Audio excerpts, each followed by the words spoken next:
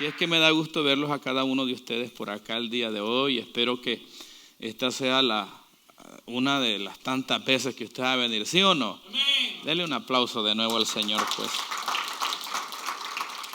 Dígale que está a su lado, usted es una guerrera o un guerrero que conquista. Usted es un conquistador, dígale. Al estilo Cristóbal Colón. Al estilo Superman, dígale. Usted es un conquistador, ¿sí o no? ¿Cuántos conquistadores hay aquí? Eso, me alegra mucho. Creo que la palabra de Dios nos da los diagnósticos más acertados. Muchos diagnostican ciertas cosas. Por ejemplo, usted sabe que en cada barrio siempre hay un chismoso. Si queremos buscar una solución, anda donde el chismoso del barrio, y el chismoso del barrio te va a decir, mira aquí, mira acá, mira acá, te va a dar una solución, ¿sí o no? Usted puede ir donde el psicólogo, y el psicólogo le va a dar un diagnóstico a usted, y usted le va a decir, usted tiene este problema, usted tiene otro problema, y podrán ser buenos esos diagnósticos, pero mi pregunta es, ¿se comparará el diagnóstico de un psicólogo? ¿Se comparará el diagnóstico de un médico? ¿Se comparará el diagnóstico de un sabio al diagnóstico que la palabra de Dios te da? ¿Está conmigo? Sí me di a entender, va. Entonces, nosotros tenemos la palabra de Dios, que es la palabra profética, la cual tenemos más segura que nunca, y la que hacemos bien en estar atentos, porque ella es como antorcha que alumbra en lugares oscuros. Diga conmigo, la palabra de Dios es la antorcha que ilumina nuestra vida. Entonces, nosotros debemos enfocarnos totalmente en la palabra para encontrar soluciones profundas a nuestros problemas superficiales. Hay soluciones en la palabra de Dios que no fallan. Hay diagnósticos que la palabra de Dios te da que son inequívocos, no se equivocan. Pero necesitamos meditar en ella para poder encontrar las soluciones a nuestros problemas. Una de las cosas que nosotros hacemos mal es que a veces queremos buscar la solución en una persona, en un hombre. Obedecemos el consejo que las personas nos dan. A usted le dicen, mire, hágase un licuado, póngale miel, póngale cebolla, póngale chiles jalapeños, póngale un candy. Usted lo hace y usted se lo toma. ¿Sí o no? Porque somos buenos para escuchar al hombre, pero muy malos para escuchar lo que Dios nos pide que hagamos cuando Dios nos da las soluciones más acertadas. ¿Sí o no? ¿Cuántos estamos listos para escuchar el diagnóstico divino? Amén. Entonces, hoy vamos a estudiar la palabra de Dios para poder encontrar soluciones necesarias que nosotros necesitamos en nuestro diario vivir. En la palabra de Dios nos vamos a encontrar respuestas inimaginables que usted va a decir, wow, qué locura, ni me lo imaginaba. Entonces, para eso quiero que vayamos a Jueces capítulo 6, versículo 1 al 4. Versículo 1, vamos a leer Jueces capítulo 6, versículo 1 al 6 vamos a ir.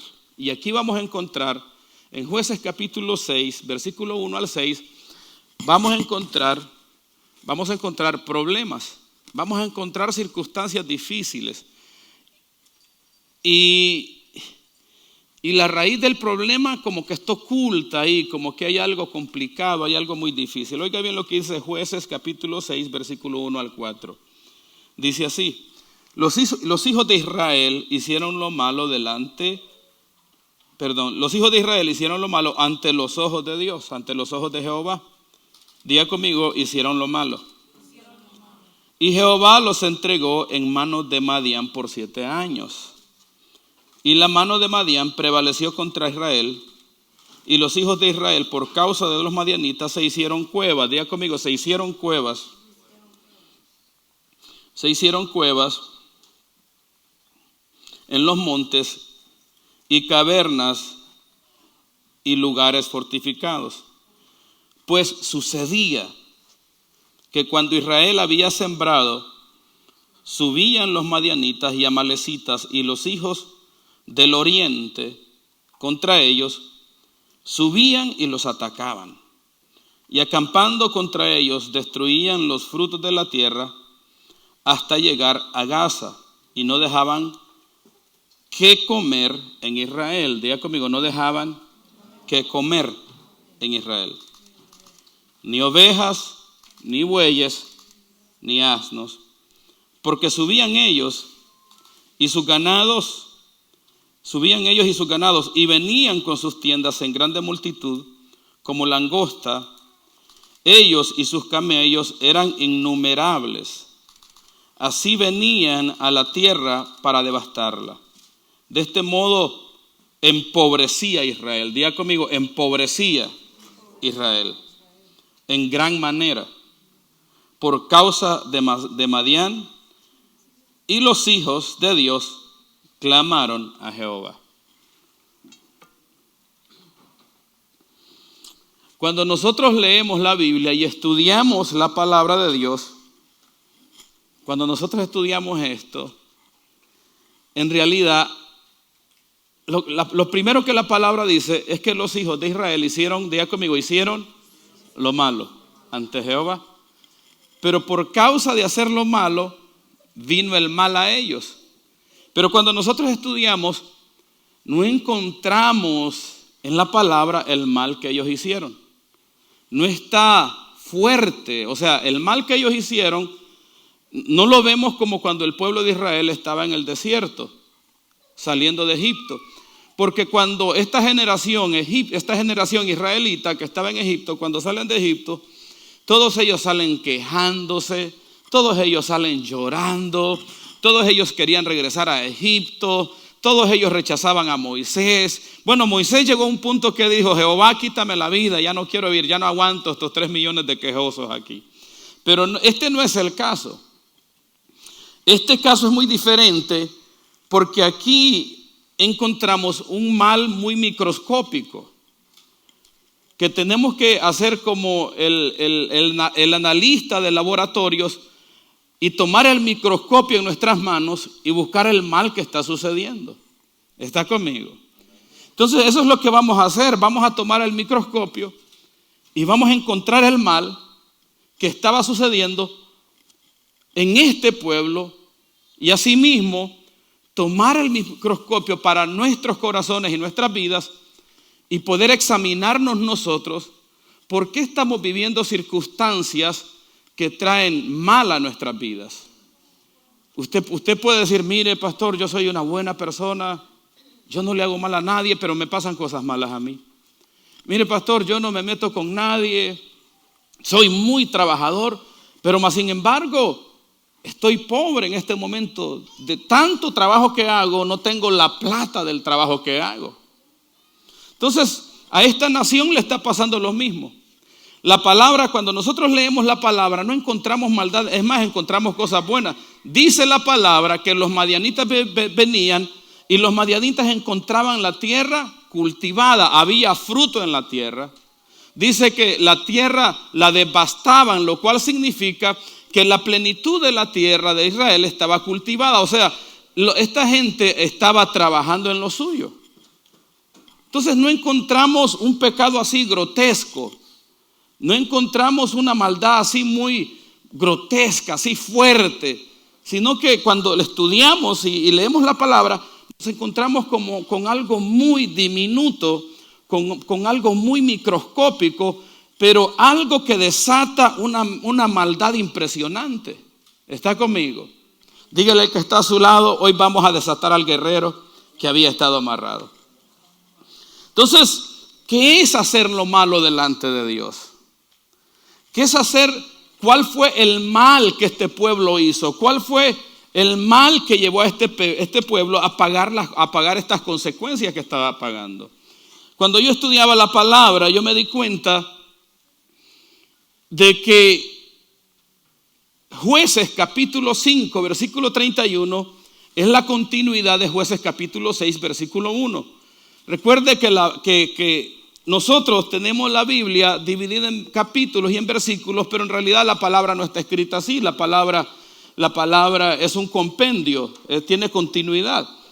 Si lo leyéramos sin capítulo ni versículos, Jueces capítulo 5, versículos 31 dice así: y reposó la tierra por 40 años. Diga conmigo, reposó la tierra por 40 años. Eso es lo que dice Jueces capítulo 5, versículo 31.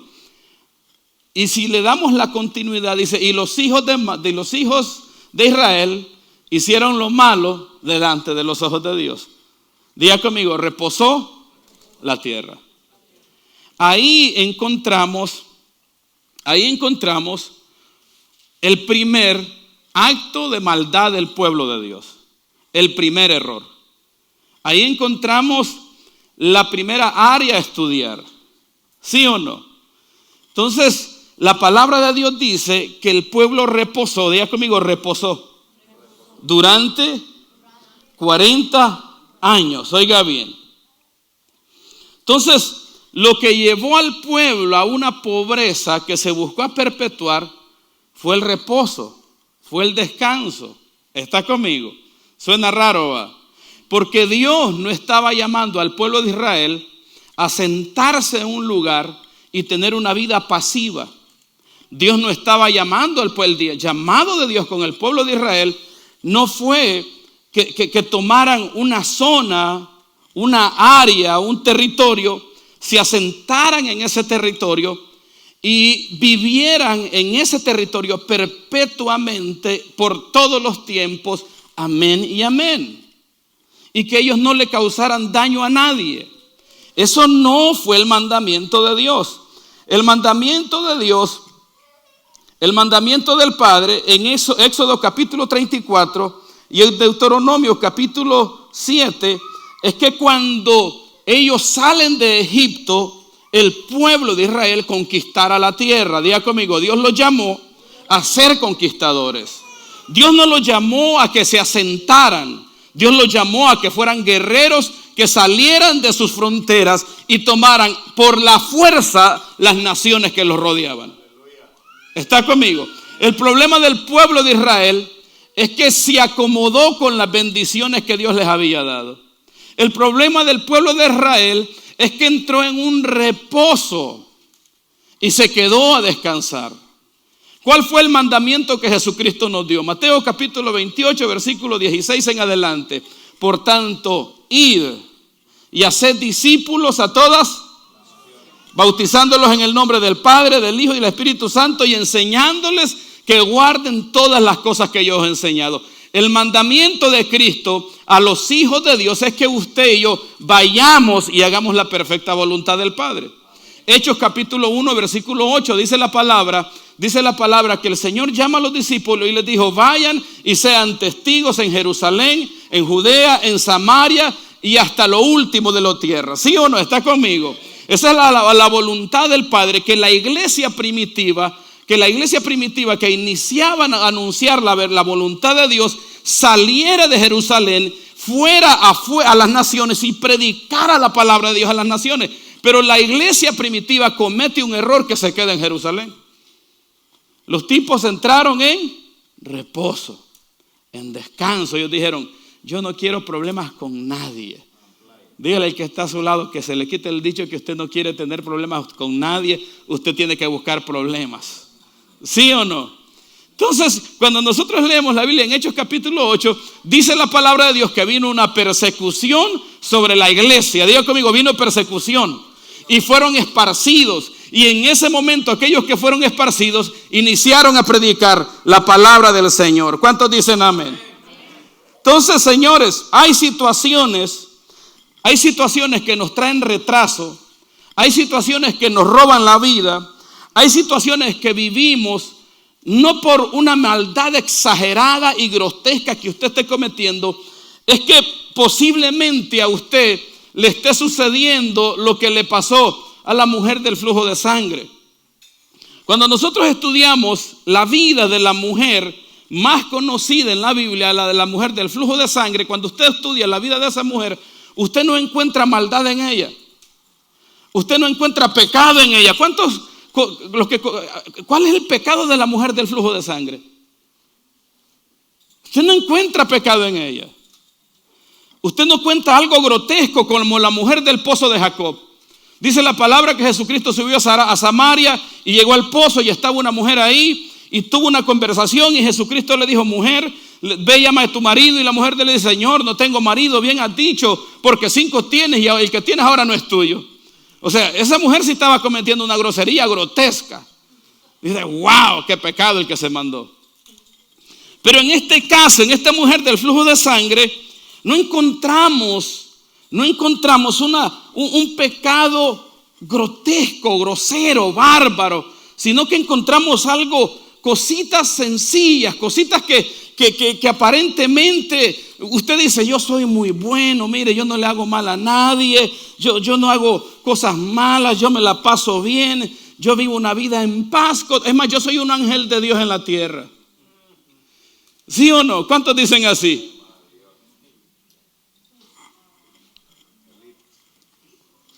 La mujer del flujo de sangre, es más, así como este pueblo de Israel en Jueces capítulo 6, esta mujer tenía atributos muy buenos y muy importantes. Dice la Biblia que ella había buscado médicos y que había ido a todos los médicos y que en vez de ser sana había sufrido de todos los médicos y nadie la había podido sanar. Y había gastado toda la plata que tenía. Diga conmigo: había gastado todo el dinero que tenía. Lo cual significa que era una mujer trabajadora, que era una mujer luchadora, que peleaba por salir adelante. Pero en medio de todos esos atributos buenos, ella tenía un problema diminuto, así como usted y como yo, que necesitamos localizarlo. Con un microscopio. Dígale al que está a su lado: y te voy a poner el microscopio encima. Marcos capítulo 5 versículo 27, dice la palabra de Dios que cuando esta mujer oyó hablar de Jesús, diga conmigo: o escuchó hablar de Jesús. Primer pecado, primer error, primer mal que encontramos en la mujer del flujo de sangre es que él no había oído la palabra de Dios. Ella no había escuchado de Jesús. Si uno dice la palabra que del oír palabra de Dios viene la fe. Señores, Jesucristo dijo: el que tiene oídos para oír, que oiga. Una de las cosas que nosotros necesitamos para traer alineamiento a nuestras vidas es oír a Jesús con fe. Creer que Jesús está hablando a través del instrumento. Creer que en este lugar estamos no para escuchar a un hombre, sino para escuchar la voz del eterno Dios que vive y reina por los siglos de los siglos. Entonces aquella mujer había tenido un problema, no había escuchado de Jesús. Esta sociedad del día de hoy necesita escuchar a Jesús para que la solución pueda venir a sus vidas. ¿Está conmigo? Número 2, no es suficiente escuchar a Jesús, porque la mujer escuchó a Jesús, pero el hecho de escucharlo no la sanó. Número 2, ella vino a Jesús y tocó a Jesús. Dígale que está a su lado: le es necesario tocar a Jesús para que la solución de Jesús tome lugar en su vida. Esa mujer no solo quería escucharlo, también quería tocarlo. Señores, hay cosas que no es que estemos haciendo mal, simplemente vivimos cosas malas porque no hemos escuchado la palabra de Dios y no hemos tocado al Maestro. El toque del Maestro te traerá solución. El toque del Maestro te traerá bendición. El toque del Maestro te traerá sanidad. El toque del Maestro te traerá multiplicación, riquezas y prosperidad. ¿Cuántos queremos tocar a Jesús? Dígale amén al Rey de Gloria. Te queremos tocar, Señor. Entonces ella no había oído de Jesús, pero tampoco lo había tocado. Ahora lo escucha. El segundo paso es que ella quiere tocarlo. Ella dice: si tan solo tocar el borde de su manto. ¿Cuántos de ustedes queremos tocar al Maestro? Dígale que está a su lado: los problemas que usted está viviendo tienen solución en Cristo Jesús, Señor nuestro. Lo tercero es que la situación no se terminaba al tocar el manto, sino que ella no se había metido bajo el manto de Jesús. Ella dijo, si tan solo tocare. El manto de Jesús, le dicen el talid, un idioma hebreo, pero no quiero ahondar ahí, cubría todo el cuerpo del maestro. Y el manto representa la autoridad de Jesús, el gobierno de Jesús, pero también representa la protección de Jesús. También representa la bendición de Jesús. También representa que Jesús es tu Señor, es tu Salvador, es tu Redentor. No solo es tocarlo, ay, qué rico se siente Jesús. No, es que te meta bajo el gobierno del Maestro, es que te meta bajo su autoridad, es que te meta bajo su bendición, es que te meta bajo su protección divina. Señores, la solución a nuestros problemas está en Jesús. Dígale que está a su lado, necesitamos venir a Jesús de una manera total.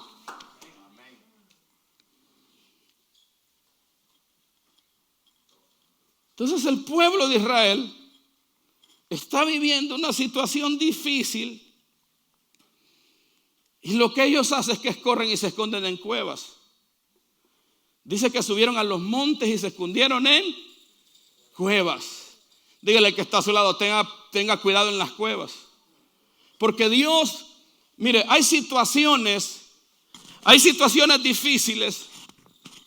Hay situaciones difíciles que no te dan tiempo de reaccionar de una manera espiritual, sino que hay situaciones que tú necesitas esconderte, tú necesitas apartarte. Y el pueblo de Israel se escondió en cuevas.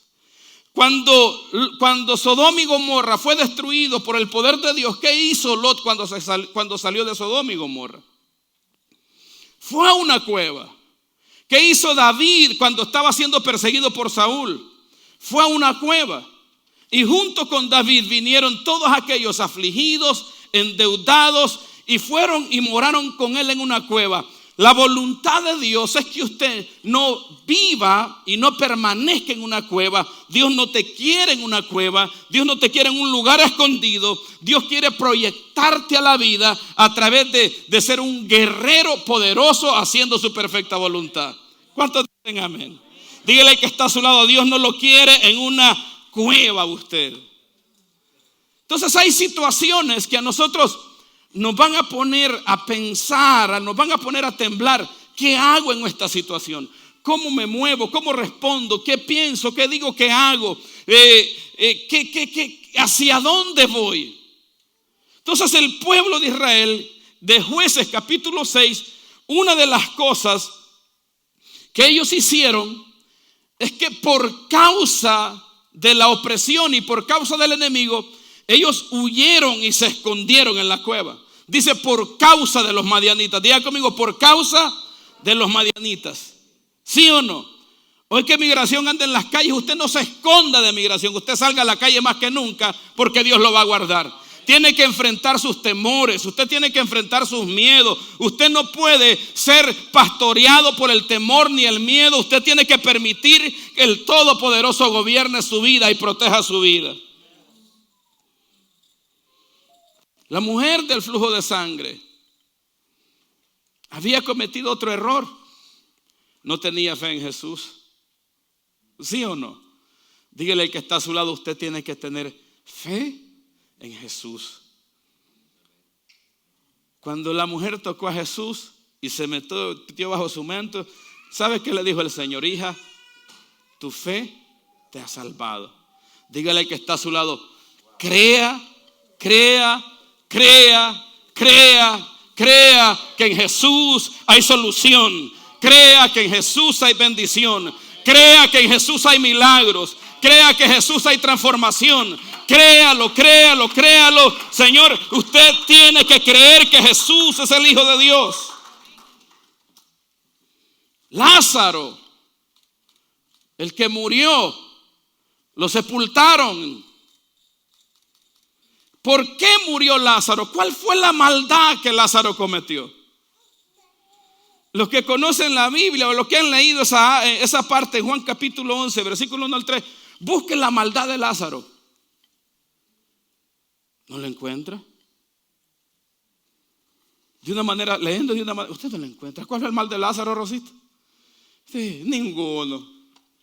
Entonces, ¿por qué se murió Lázaro? Y porque Dios le dio la gana.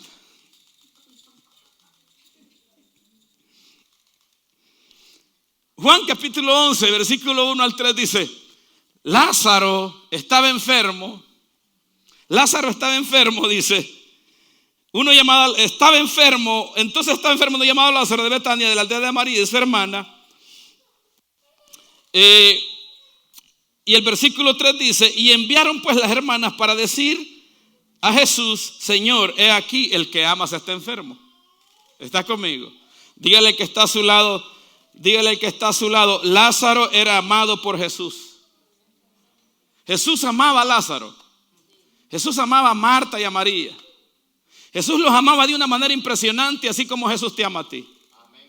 ¿Cómo te ama a ti Jesús? ¿Cómo a ti te ama el Padre? Juan capítulo 3 versículo 10: porque de tal manera amó Dios que nos dio a su Hijo. O sea, Dios te ama de una manera impresionante. Pero Lázaro estaba cometiendo un error. Lázaro no amaba a Jesús. ¿Amas a Jesús?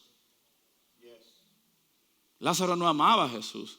Porque cuando Jesús venía a la casa de María y Marta, porque eran amigos, y Marta le servía y María escuchaba, se sentaba a los pies del maestro, Lázaro no estaba en la casa.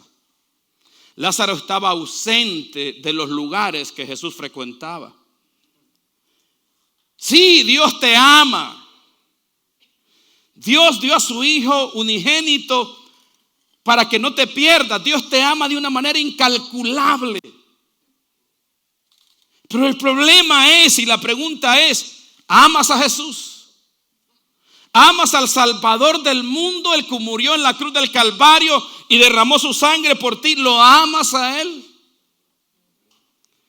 Dios no quiere solo ser el dador del amor hacia ti. Dios quiere ser el receptor de tu amor. Primera de Juan dice: porque decimos que lo amamos porque Él nos amó primero. ¿Está conmigo? Dígale que está a su lado: Dios quiere que lo ames. El Padre quiere que lo ames. El Padre quiere que lo honres. El Padre quiere que lo bendigas. El Padre quiere que le diga: Abba, aquí está tu Hijo. ¿Cuántos vamos a amar a Jesús? Lázaro no amaba a Jesús. Lázaro tenía a Jesús como un hombre, pero no como el Hijo de Dios y el Salvador del mundo. Pregunto, cuando usted lee la Biblia y Jesús está con los discípulos, ¿está Lázaro ahí con los discípulos de Jesús? Hello. ¿Está Lázaro con los discípulos de Jesús? Lázaro está ausente. ¿Sí o no? Para Lázaro Jesús era un buen hombre. Para Lázaro Jesús era un hombre que hacía buenas obras. Para Lázaro las obras, los milagros que Jesús hacía no eran milagros, eran buenas obras de un hombre. ¿Está conmigo?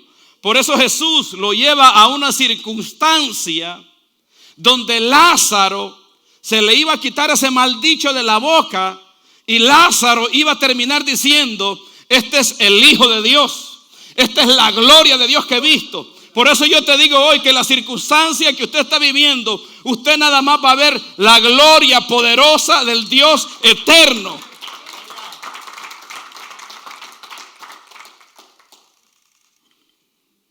Dígale que está a su lado: usted va a ver la gloria de Dios. ¿Qué le dijo Jesús? ¿No te he dicho que si crees verás la gloria? Hoy vemos eso en la sociedad de hoy. Dios transforma a las personas, Dios sana a las personas, Dios te quita el alcohol, Dios te quita la adicción, Dios te quita muchas cosas malas. Tu familia lo ve y tu familia lo mira como algo efímero, como algo: sí, ese ya va a la iglesia. Sí, ese va a la iglesia, ese ahí está en la iglesia, ahí está, me alegro por él. ¿Sí o no? Dígale que está a su lado: ¿y a qué hora va a ser con usted? ¿Está conmigo? Dígale que está a su lado: necesitamos amar a Jesús. Necesitamos amar al Maestro. Entonces se hicieron cuevas. Dígale que está a su lado: cuevas. Dígale que está a su lado: cuevas. Dice la palabra de Dios que temieron Tuvieron miedo y por esa razón ellos se escondieron en, diga conmigo, cuevas. Oiga bien, Jueces capítulo 3, vamos a leer la palabra para ir entendiendo un poco más la raíz y la causa de ciertas situaciones que nosotros vivimos. Oiga bien lo que dice la palabra del Señor. Dice, estas pues son las naciones, diga conmigo las naciones, que dejó Jehová para probar con ellas a Israel, a todos aquellos que no habían conocido todas las guerras de Canaán. Versículo 2. Solamente para que el linaje de los hijos de Israel conociese la guerra. Oiga bien, escuchó lo que dije. Solamente para que los hijos de Israel conociesen la guerra, para que la enseñase a los que antes no la habían conocido. Ahora, esta generación de Jueces capítulo 6 no es la generación con la que Josué conquistó la tierra prometida. Esta es una nueva generación que no había tenido batallas, que no había tenido luchas, que no habían sido formados como soldados, que no habían sido formados como guerreros. Ahora, Dios viene y hace algo maravilloso. Dios, dice la palabra de Dios, que Dios, diga conmigo, Dios deja 5 naciones para que les hicieran guerra. Entonces, cuando usted esté en medio de una guerra, usted no se queje de la guerra, usted no se queje del enemigo. Usted no se queje, dígale al que está a su lado, no llore, dígale no chille, dígale sea valiente, dígale toma la armadura de Dios, llénese de valor, llénese de valentía, llénese de dominio propio, porque la palabra de Dios dice que Dios, diga conmigo, Dios no nos ha dado espíritu de temor, Dios no nos ha dado espíritu de cobardía, Dios nos dio espíritu de dominio propio, Dios nos dio espíritu de valor, de valentía, para que usted pueda afrontar las situaciones difíciles en la vida y para que usted pueda ver la gloria de Dios manifestada en su vida.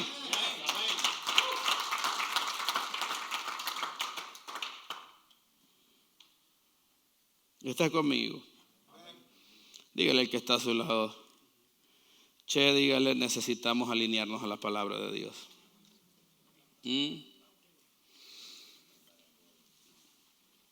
A veces nosotros nos damos el taco de la blanca paloma, ¿sí o no? Porque no le hacemos mal a nadie, no maltratamos a nadie. Y nos encerramos ahí para tener una vida pasiva, una vida tranquila. Mira, hermano, yo vivo tranquilamente, pero es que Dios no quiere que vivas tranquilamente. Dios quiere que seas un guerrero apasionado por conquistar y hacer su perfecta voluntad. ¿Está conmigo? Dios quiere que seas un hombre y una mujer de fe, no un incrédulo, no una persona dudativa. Dios quiere que seas una persona de fe. Dígale al que está a su lado, Dios quiere que usted sea un hombre y una mujer de fe, alguien poderoso, alguien trascendente, alguien lleno de vida y de su vida de Dios en usted. Entonces, por eso nosotros tenemos que entender que hay situaciones que nos suceden que no fue el diablo que las trajo ahí, no fue Satanás. Si tienes un problema, usted no ande condenando al pobre diablo, que ya en la iglesia al pobre diablo ya lo tienen arruinado, ya Cristo lo venció. Mira, imagínense, Cristo lo venció en la cruz del Calvario. El pobre diablo está derrotado. ¿Cuántos saben que Satanás está derrotado? Y luego, ¿qué hace el pobre diablo? Usted le siga dando palo, deja al pobre a un lado. El problema lo tenemos nosotros. ¿Está conmigo? El problema lo tenemos nosotros. ¿Por qué lo tenemos nosotros? Es que no queremos ser guerreros. Es que no queremos ser valientes. Es que no queremos enfrentar la situación difícil. Es que no queremos dar la cara. Es que no queremos tener fe. Es que no queremos tener esperanza. Señores, Dios quiere que usted se llene de fe, de esperanza. Dios quiere que usted Crea totalmente que Dios lo va a levantar, que Dios lo va a honrar, que Dios lo va a bendecir. Es tiempo de creer, es tiempo de ser guerreros en la fe. Dígale que está a su lado, usted es un guerrero en la fe en el Hijo de Dios. Hoy tenemos mucha gente incrédula que solo cree en lo que ve y en los resultados. Si ven buenos resultados, entonces creen en las personas. Si ven que le va bien, entonces lo aplauden. Pero cuando ven a alguien arruinado, cuando ven a alguien que está mal, no son dignos. Ellos no son dignos de ayudar o de levantar a una persona. Señores, tenemos que tener fe. Dígale que está a su lado. Dios quiere sacar de ti la fe que Él puso en tu vida. Lázaro le había tocado ver los milagros que Jesús hacía en la vida de los demás, pero no lo había experimentado. ¿Sí ve? Dígale al que está a su lado, usted. Dígale sí, usted. Tóquelo otra vez y dígale, sí, usted. Dígale, usted va a ver la gloria de Dios. ¿Qué es la gloria de Dios? Es la intervención divina del Eterno. ¿Qué es la gloria de Dios? Es la solución a todos tus problemas. ¿Qué es la gloria de Dios? Es la salida de aquello que te tiene atrapado. ¿Qué es la gloria de Dios? Es aquello que el diablo no puede detener. ¿Qué es la gloria de Dios? Es la luz del Eterno. Vamos, ¿qué es la gloria? Diga conmigo, yo voy a ver la gloria de Dios. Por eso tenemos que ser gente valiente, gente de fe. ¿Sí o no miró la gloria de Dios la mujer del flujo de sangre? Dice que oyó de Jesús, dice que tocó a Jesús y se metió bajo el manto de Jesús y en ese momento quedó, diga conmigo, sana totalmente de su azote. Hay un azote que va a ser cortado, hay una maldición que va a ser cortada por el poder de la palabra. Vamos a darle un aplauso a la gloria del Señor.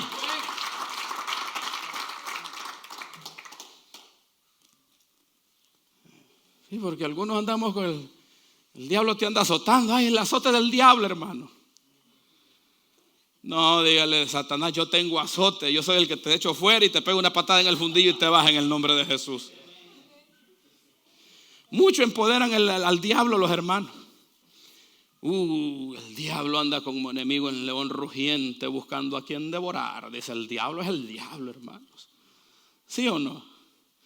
El diablo es Satanás, ese diablo es el diablo, hermano, que es malo el diablo. ¿Y usted? ¿Qué es usted? Diga conmigo, yo soy hijo del Dios eterno. Diga conmigo, lavado con la sangre del Cordero inmolado en la cruz del Calvario. Diga conmigo, yo soy un guerrero del reino de los cielos. Cuando nosotros vamos y leemos la palabra y estudiamos la palabra de Dios y encontramos el lenguaje de los discípulos de Jesús, como el apóstol Pablo, como Timoteo, como los demás escritores bíblicos, como Pedro, nosotros no encontramos un lenguaje vago. Nosotros no encontramos un lenguaje corriente. Nosotros no encontramos un lenguaje de cobarde. Pablo no dice en la palabra, resistan al diablo y huyan de él. Entonces, como el diablo no tiene con quién pelear, él se va a ir de ustedes. ¿Sí o no? ¿Qué dice el apóstol Pablo? Él dice, resistid al diablo y él. Entonces, la palabra resistir es una palabra romana que él utiliza, que la toma de una formación militar romana. Hay una formación militar romana que se le llama testudo. Diga conmigo, testudo. ¿Qué es el testudo? Las tropas se alinean, toman el escudo grandote. No hay una silla por aquí, una guitarra. Santo Señor, esta guitarra está buena. Te la voy a quebrar, Gabriel. Santo Señor. La vamos a dejar ahí. Tráiganme una silla de esas de lata, por favor. Deja que duelen las nalgas. Entonces, diga conmigo, resistir al diablo. ¿Sí ve? El diablo va a venir por un camino, pero ¿qué dice la palabra de Dios? ¿Qué dice la palabra de Dios? Diga conmigo, aunque el diablo venga por un camino, el tipo va a encontrar 7 por el cual huir. ¿Cuántos dicen amén? ¿Sí o no? Dame el escudo. ¿Sí o no? Necesito que alguien me haga la representación del diablo. ¿Quién quiere? ¿Sí o no? Diga conmigo, resistir. Esta es la formación. Pablo está hablando desde este fundamento. No me tome foto con la silla, papi. Si fuera un escudo romano estamos bien, babo. ¿Sí o no? Entonces, Pablo está tomando un ejemplo y Pablo está personificando a un hijo de Dios.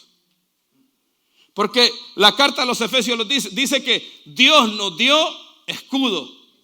¿Sí o no? Diga conmigo, Dios nos dio. Pero el escudo no es para aguantar palo del diablo. Dios nos dio espada, que es la palabra de Dios. Pero la espada no es para andarle en la vaina.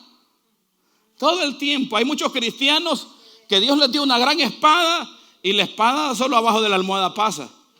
Ay, sí, hermano, ahí pongo la Biblia para que el diablo no me toque la cabeza, hermano. Ahí está, ahí la tengo. Y no la leen. ¿Sí o no? Diga conmigo, Dios nos dio armas de guerra. ¿Cuáles son las armas de guerra que el Señor nos dio? Diga conmigo, la palabra de Dios, el escudo, que es la fe en el Hijo de Dios. Él nos dio la coraza de justicia, el calzado del apresto del evangelio de la paz, con la cual podemos resistir al enemigo. Entonces Dios no nos dio armas para aguantar. Dios nos dio armas para atacar. ¿Sí o no? Lo que la iglesia necesita hacer y lo que cada uno de nosotros necesitamos hacer es levantarnos en contra de las adversidades que se han levantado en contra de nuestras vidas. Levantarnos no en nuestra fuerza, en las fuerzas del Hijo de Dios. Por eso la palabra del Señor dice: diga el débil, ¿cómo dice? Usted en Cristo es poderoso. Usted en Cristo no hay diablo que lo pueda detener. No hay demonio que te pueda derrotar. No hay muerte que pueda hacerte pedazo. Usted en Cristo es invencible. Entonces, regresando a lo que dice la palabra, diga conmigo, resistir. Esa palabra, no me recuerdo la traducción exacta, pero significa lo que el ejército romano hacía en el lugar de batalla. Ellos hacían una formación testudo. Cuando el enemigo venía y los quería arrollar, ellos, vení, mijo, pegamos un puchón aquí. Dale, puchame ahí. Como que me quiere putar. No, así aquí con el hombro. Eso, ahí. Sí, ve, dale ahí. Y quédate ahí. Entonces el soldado romano retenía el ataque. Tomaba la espada y puchaba hacia adelante. ¿Sí ve? ¿Está conmigo?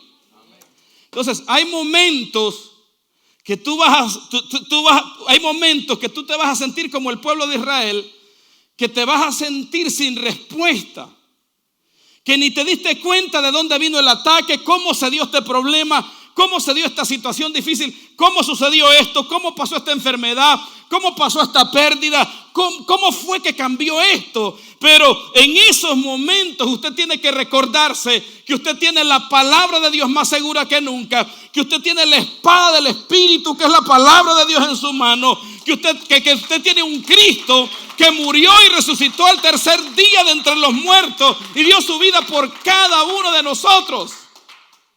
No para hacernos cristianos, señores, de pedestal. Dígale que está a su lado: usted no es un pedestal de decoración en la casa de Dios. Usted es un guerrero poderoso en las manos del Eterno. Y eso es lo que usted va a hacer. Usted va a conquistar. Usted va a tener victorias poderosas. Usted va a ser un conquistador y una conquistadora. ¿Cuántos dicen amén? ¿Cuántos conquistadores hay aquí? Pero tiene que convertirse en un guerrero. No puede andar como una blanca paloma. Si la palabra de Dios dice que Cristo nos hizo sentar en lugares celestiales juntamente con Él. Nosotros estamos en Cristo. Y si Cristo está con nosotros, ¿quién contra? ¿Está conmigo? ¿Qué dice la palabra de Dios? Que Él nos hizo reyes. ¿Y qué nos hizo Dios? Diga conmigo, usted es un rey y usted es un sacerdote. El rey sale a la guerra en su corcel. El rey sale a la guerra en caballo blanco, en caballo poderoso, corcel poderoso. ¿Sí o no? Pero usted quiere andar en pony. Usted quiere andar con un pony, con la colita pintada de rosado, así como una niña. ¿Cuántos quieren andar así? Así se portan muchos cristianos el día de hoy. ¿Está conmigo? Si andan Biblia, yo he visto algunos hermanos que andan en la Biblia y la pasta de la Biblia es rosada. Y la pasta de la Biblia tiene maripositas ahí, bonitas las maripositas del hermano. Ay, que no me diga nada del pastor porque entonces me enojo. Ay, qué grosero estuvo el pastor. Ahora esa palabra no era para mí. Ay, hermanos, que yo no me meto con alguien. A mí no me pongan a servir. A mí no me den órdenes, hermano. Dígale que está a su lado, usted es un guerrero en las manos de Dios. Usted es un conquistador en las manos del Eterno. Dios lo llamó para cosas poderosas y grandes que usted ni se imagina. Dios puso en usted su Santo Espíritu. Pregunto, ¿habrá un espíritu más violento que el Espíritu de Cristo en nosotros? ¿Será que hay un demonio que se pueda comparar al Espíritu Santo de Dios en ti? Jamás. Jamás. No hay diablo que pueda contigo, no hay demonio que pueda contigo, no hay muerte que pueda contigo, pero Dios la quiere sacar, que salga. Dígale que está a su lado, que salga el poder de Dios de en ti. Tiene que salir. Dígale que está a su lado, hágale así, tiene que salir algo de ti, papá. Algo de Dios, tiene que dejarlo fluir.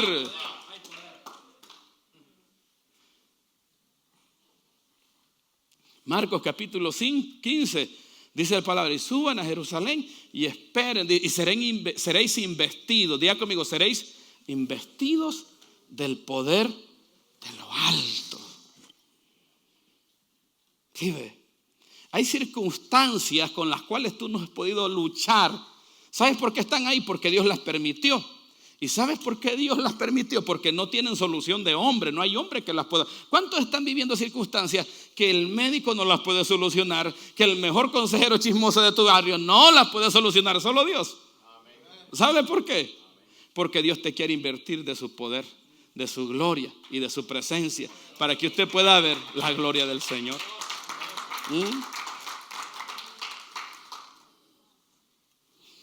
Entonces, Cristo no te quiere esconder.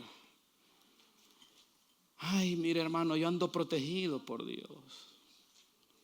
¿Qué dijo el apóstol Pablo? Resistir. O sea, no solo es que aguantes, sino también que te proyectes. Está bien. Llora de vez en cuando. Métete las cuevas. Hay en ocasiones que no son malas. Es bueno. Ay, Señor, pero tienes que levantarte y creer la palabra de Dios, tomar la espada del Espíritu, que es la palabra de Dios, y levantarte en medio de la circunstancia que estás viviendo y reventar a Satanás y cualquier situación, hablarle a cualquier situación y cortarla. La Biblia dice que si tú, diga conmigo, resistid al diablo y él, ¿por quién huirá? ¿Porque Dios lo echó fuera o porque tú lo resististe y te levantaste en contra de él? Dígale al que está a su lado, hermano, no le deje todo el trabajo a Dios. Ya Dios lo hizo, ahora le toca a usted. Ay, pastor, es que yo quiero que Dios todo lo haga por mí. ¿Qué el Señor le dijo a la iglesia? En mi nombre echarán fuera. Ay, yo le tengo miedo a los demonios. Ay, me da miedo, me da miedo. ¿Qué tal se me meten a mí? Mejor no oro por la gente.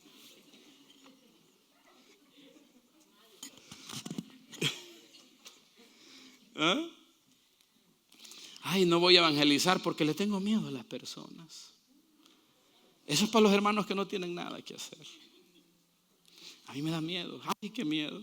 ¿Sí o no, Sabal? Qué miedo, qué miedo, qué miedo. Entonces el pueblo de Israel, diga conmigo, y clamaron a Dios. Y Dios les envía un profeta. Y viene un varón de Dios a traerle luz al pueblo para que el pueblo encontrara la raíz del problema. Y el profeta les dice: miren, chicos, a ustedes Dios los sacó con mano fuerte de Egipto, con mano poderosa. Y Dios los sacó para conquistar naciones.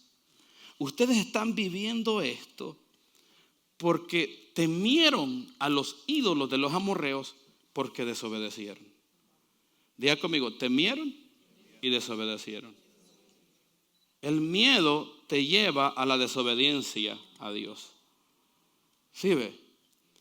Señores, dice la palabra de Dios que el perfecto amor echa fuera el temor. ¿Cómo me desarraigo el temor de mi vida? ¿Cómo echo fuera el miedo de mi vida? Confiando plenamente que Dios está conmigo. ¿Sí ve? Dígale al que está a su lado: el Padre está con usted. Usted no está solo. Hay un Dios creador de los cielos y de la tierra que está con usted. Diga conmigo: Dios está conmigo. ¿Sí ve? El temor es la ausencia de confianza. Entonces, si Dios está conmigo, ¿por qué yo he de temer? Porque hay mucha gente que vive paralizada en el mismo lugar de batalla siempre. Siempre están con la misma prueba. Entonces le pregunta a los hermanos: ¿y cómo anda, hermano? Ay, hermano, ahí con una guerra espiritual desde hace 10 años. ¿Sí o no? ¿Ha visto, hermanos, usted que siempre tienen el mismo problema? Nunca salen del mismo problema. Nunca salen de la misma canción. Toda la vida. ¿Conoces a hermanos que toda la vida cantan la misma canción? La misma queja, el mismo problema, el mismo pensamiento. Nunca salen de ahí. Siempre están ahí. ¿Está conmigo? ¿Será esa la voluntad de Dios? Dígale al que está a su lado: Dios quiere que usted salga de cualquier cueva que usted se haya metido. Pasa al piano, Jaicita. Diga conmigo: cuevas. Cuevas. Usted tiene que saber ministrarse en cuevas que usted entró y no ha podido salir.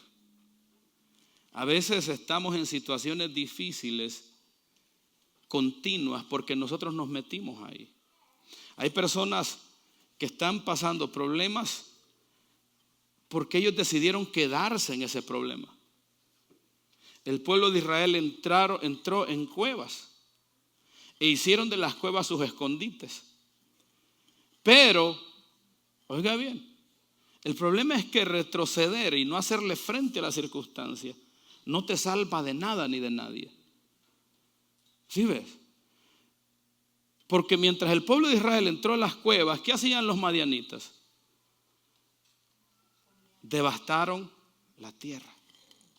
Les robaban el fruto de la semilla que ellos habían sembrado. El diablo hizo estragos mientras ellos estaban escondidos. ¿Sí ve? Entonces, las cuevas en sí no son malas, son un lugar transitorio, pero al cual nosotros debemos sacarle provecho. ¿Qué le pasó a Lot cuando entró en una cueva? Lot entró en una cueva en temor y salió en incesto. ¿Qué le pasó a David cuando David entró a una cueva? David entró a una cueva y vinieron a él los endeudados, los afligidos. Pero ¿qué dice la palabra cuando David salió de la cueva? ¿Cómo salieron los endeudados, los afligidos? ¿Salieron más endeudados y afligidos? ¿Cómo salieron? ¿Peor de cómo entraron o salieron mejor de cómo entraron? Dígale al que está a su lado. Dígale al que está a su lado. Tenemos que echar fuera el temor de nuestras vidas, apropiándonos del amor de Dios. ¿Sí ve? Póngase de pie para que oremos.